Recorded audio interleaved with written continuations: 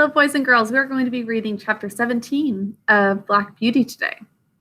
So in our last chapter, we heard about the fire that happened at the hotel. So Black Beauty and Ginger, thankfully, were both safe because of James Howard, and he was the one who saved them. So let's find out a little bit more about James's move. As remember, he got the job offer. Do you remember where he was going to go? He has a new home that he's going to be working for, Clifford Hall. A friend of Squire Gordon's was looking for someone to look after the horses. So chapter 17, I'm going to present my screen so that you can follow along, but if you have your book, that's even better. Now, the rest of our journey was very easy, and a little after sunset, we reached the house of my master's friend. Remember, this is the whole reason they stayed at a hotel. We needed a place to stop before going to the friend's house. We were taken into a clean, snug stable. There was a kind coachman who made us very comfortable, and who seemed to think a good deal of James when he heard about the fire. "There is one thing quite clear, young man," he said. "Your horses know who they can trust. It is one of the hardest things in the world to get horses out of a stable when there is either fire or flood. I don't know why they won't come out, but they won't. Not 1 in 20. We stopped 2 or 3 days at this place and then returned home. All went well on the journey. We were glad to be in our stable again, and John was equally glad to see us. Before he and James left us for the night, James said, "I wonder who is coming in my place." We haven't heard about this yet. "Little Joe Green at the lodge," said John. Little Joe Green is his name. "Little Joe Green? Why, he's a child," is what James thinks. "He is 14 and a half, said John, "but he is such a little chap," says James. "Yes, he is small, but he is quick and willing and kind-hearted too. And then he wishes very much to come, and his father would like it. And I know the master would like to give him the chance." Do you think a 14-year-old should get a full-time job taking care of horses? Now, in America, in this time, 14-year-olds aren't working full-time jobs. They're still at school, but they are pretty close to the size of being an adult, and they can do some hard work. Do you think little Joe, and apparently he's a really small guy for 14, do you think little Joe Green is up to the task of this job? Now, James, I think, was about 19, so it's quite a bit younger for this Joe Green to start to have the job where he's learning how to take care of horses on his own, basically. He said if I thought he would not do, he would look out for a bigger boy. But I said I was quite agreeable to try him for 6 weeks. 6 weeks, said James. Why, it will be 6 months before he can be of much use. It will make you a good deal of work, John. Well, said John with a laugh, work and I are very good friends. I never was afraid of work yet. You're a very good man, said James. I wish I may ever be like you. And John does have a very good attitude. It's more work on him to train this young boy, but he's up to it because he thinks he's eventually going to be really good at the job. But right now, it's very tough that John has to train him and teach him how to do things for the horses. I don't often speak of myself, said John, but as you are going away from us out into the world to shift for yourself, there's our spelling word, I'll just tell you how I look on these things. I was just as old as Joseph, meaning little Joe Green, when my father and mother died of the fever within 10 days of each other. Can you imagine that? He was about 14 years old and both of his parents died because of fever. At that time, even small diseases could kill people because they didn't have the proper medicine to treat them. And they left me and my crippled sister Nellie alone in the world. Cripple here is a word meaning she can't use her legs, maybe just properly, or at all. Maybe she can't walk even. So Nellie, he has to take care of, and he's only 14, and he basically is having to parent her, a girl that is unable to walk, without a relation that we could look to for help. I was a farmer's boy, not earning enough to keep myself, much less both of us. And she must have gone to the workhouse, but for our mistress, Nellie calls her angel, and she has good right to do so. She went and hired a room for her with old widow Mallet, and she gave her knitting and needlework when she was able to do it. And when she was ill, she sent her dinners and many nice, comfortable things, and was like a mother to her. So Nellie's being taken care of by this woman, Widow Mallet. Widow means that her husband died, so she's taking care of, sorry, that's my alarm, to do attendance. She's taking care of her.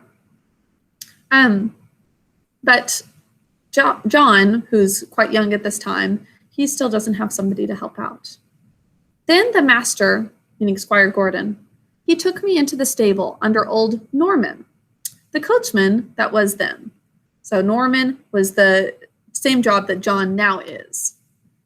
I had my food at the house and my bed in the loft, and a suit of clothes, and 3 shillings a week so that I could help Nellie. Then there was Norman. He might have turned round and said at his age he could not be troubled with a raw boy from the plough tail, but he was like a father to me, and took no end of pains with me. It's really kind. Norman might have had the attitude of, this is just a little boy, he doesn't know what to do. But instead, he treated him kindly and acted like a father, teaching him how to do things, which is exactly what John needed. When the old man died some years after, I stepped into his place. And now, of course, I have top wages. So John is pretty successful now. He is making pretty good money as being the top coachman. Now, and I can lay by for a rainy day or a sunny day as it may happen. And by this, he means he's able to even save some money. He takes the money that he earns, and some of it goes to keeping up with his house and the food he needs, but he can put some in savings so that maybe when he's old, he doesn't have to work, like retirement. And Nellie is happy as a bird. So you see, James, I am not the man that should turn up his nose at a little boy and vex a good, kind master. No, I shall miss you very much, James, but we shall pull through, and there's nothing like doing a kindness when 'tis put in your way, and I am glad I can do it. Then, said James, you don't hold with that saying, everybody look after himself and take care of number one? That's a saying that's basically, I need to just make sure that I'm doing well and that I'm happy. Is that a healthy mindset? Would you be taken care of well if your parents didn't want to make a meal for you or take you anywhere just because they were tired? No, they need to look out for you, not just themselves. So that is not a good phrase, just looking out for yourself. You have to learn to look out for other people. John says, no, indeed, said John. Where should I and Nellie have been if master and mistress and old Norman had only taken care of number one, meaning just themselves? Why, she would be in the workhouse, a crippled girl who can barely walk or maybe not walk at all, working long hours, maybe them making her move around. And I would be hoeing turnips. Where would Black Beauty and Ginger have been if you had only thought of number one? Back in the fire he's talking about. Why, they would have roasted to death. Can you imagine if James, the fire was in the middle of the night, what if he thought, oh, I don't need to get up, I'm tired, I'm sleeping. Poor Black Beauty and Ginger would have died in the fire if he hadn't gone out to help. So he says, no, Jim, no. Jim is a nickname for James that he's talking to. That is a selfish, heathenish saying, whoever uses it. And any man who thinks he has nothing to do but take care of number one, why, it's a pity, but what he had been drowned like a puppy or a kitten before he got his eyes open. That's what I think. So it would be so terrible for that to ever happen. Seeing if it's the same in our book here.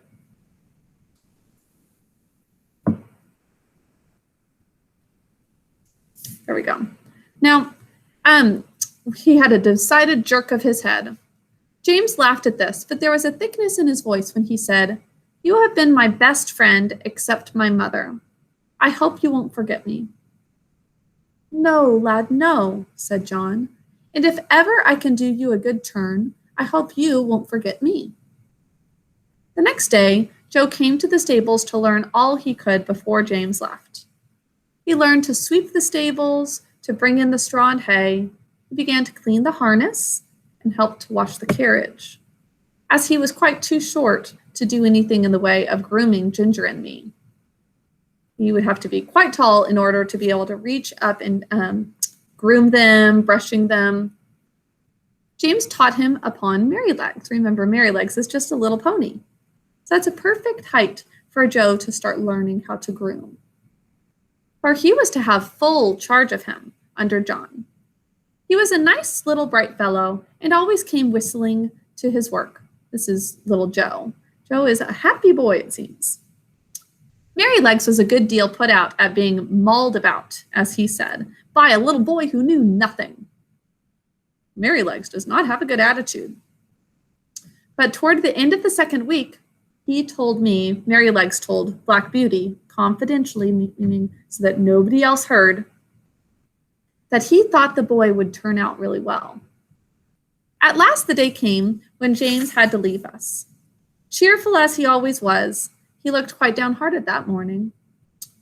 "You see," he said to John, "I am leaving a great deal behind. My mother and Betsy and you, and a good master and mistress, and then the horses, and of course my old Merrylegs. At the new place there will not be a soul that I shall know. If it were not that I shall get a higher place and be able to help my mother better, I don't think I should have made up my mind to do it. It is a real pinch, John." So poor James is only about 19 years old, I think. He doesn't realize, or he is realizing now, that he's leaving behind a lot of friends and family members and going into a brand new place. "Now, James," John says, "lad, so it is, but I should not think much of you if you could leave your home for the first time and not feel it. Cheer up, you'll make friends there. And if you get on well, as I am sure you will, it will be a fine thing for your mother, and she will be proud enough that you have got into such a good place as that." So John cheered him up, but everyone was sorry to lose James. As for Merrylegs, he pined after him for several days. That means he missed him and went quite off his appetite. So John took him out several mornings with a leading rein when he exercised me, and trotting and galloping by my side, he got up the little fellow's spirits again. Merrylegs is starting to get happy again, even though he misses his good friend James. And he was soon all right. Joe's father would often come in and give a little help, as he understood the work. And Joe took a great deal of pains to learn, and John was quite encouraged about him. You think Joe will end up being good at his job? He's just a young boy. But it seems like he's working hard and he has a good attitude, and those two qualities go a long way. If you have a cheery attitude and work hard, then you can do well at most jobs, and I think Joe could do the same. That's the end of this chapter. I hope that you're enjoying it. You've got chapter 18 tomorrow, which is Going for the Doctor. Take notes on this chapter, and I will see you tomorrow. Bye.